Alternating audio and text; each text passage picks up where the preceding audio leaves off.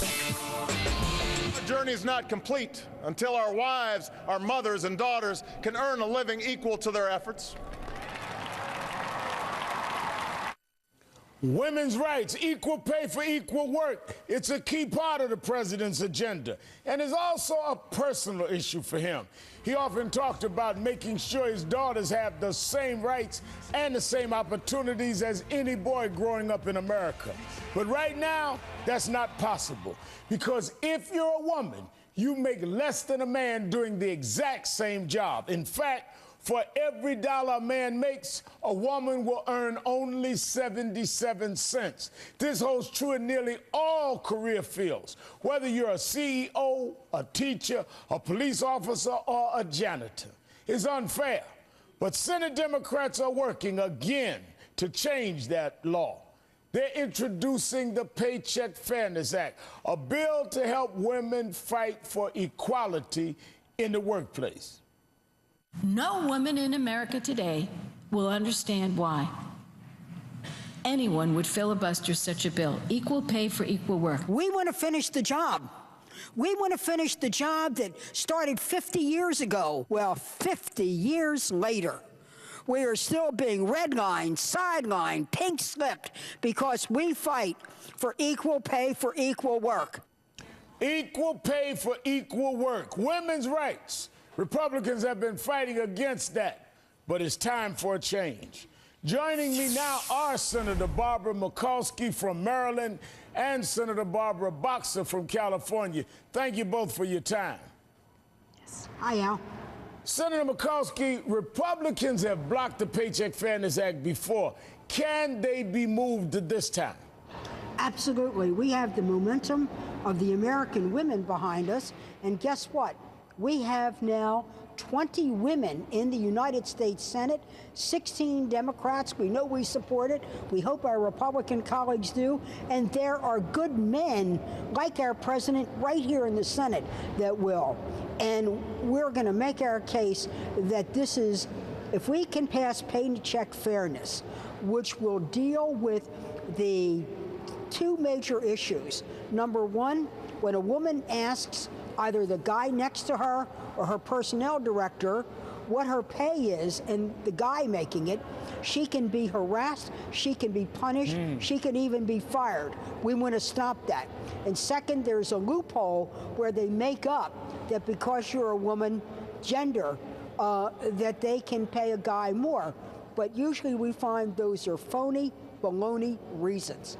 Now, Senator Boxer, this affects literally millions of people. This is not a marginal issue at all. Right. When you look at the fact that, look at families, 12 million families with children rely primarily on women's earnings. 6.3 million families are headed by working single mothers. I was raised by single mothers. So when they only get a little over three-quarters of a dollar, and they're the only earner, it not only is unfair and it impacts them, it impacts families.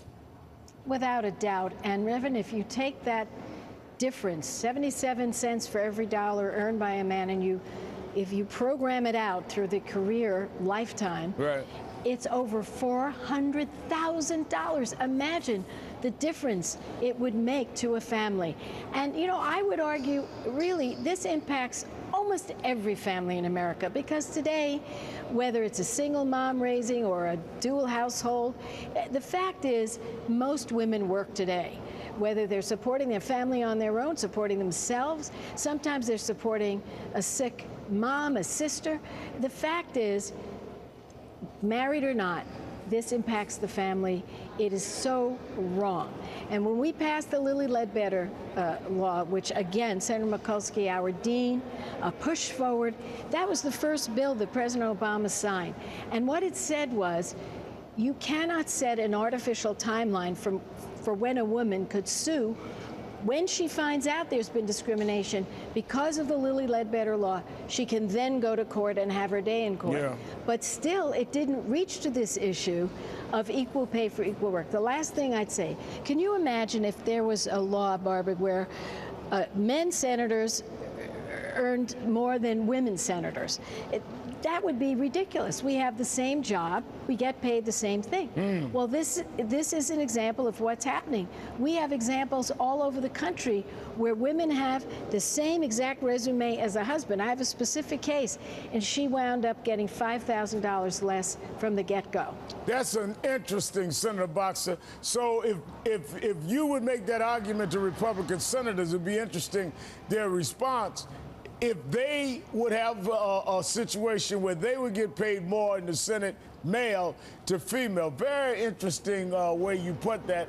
Would be hard-pressed for them to be able to defend that. Right. But you know, your whole point on the family is exactly what will be our main argument, that we want to change the law books so we can change the family checkbook. Essentially, we're going to pay women for the work that they do and the work that they should be paid.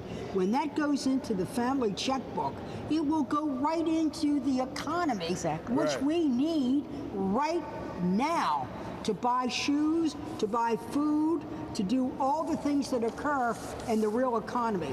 So we think it's great social policy, but we think it's an economic mandate. No, and Senator Boxer, that is a fact, because with $10,000 less a year than they earn with men, women could buy, if they had that money, 92 weeks of groceries, or 13 months of rent, or 39 months of family health insurance premium. I mean, we're talking food, housing, health care. This isn't just a little extra money. This is vital, especially for single moms. It is so critical. And it is, you know, what happens is we have a consumer-driven economy.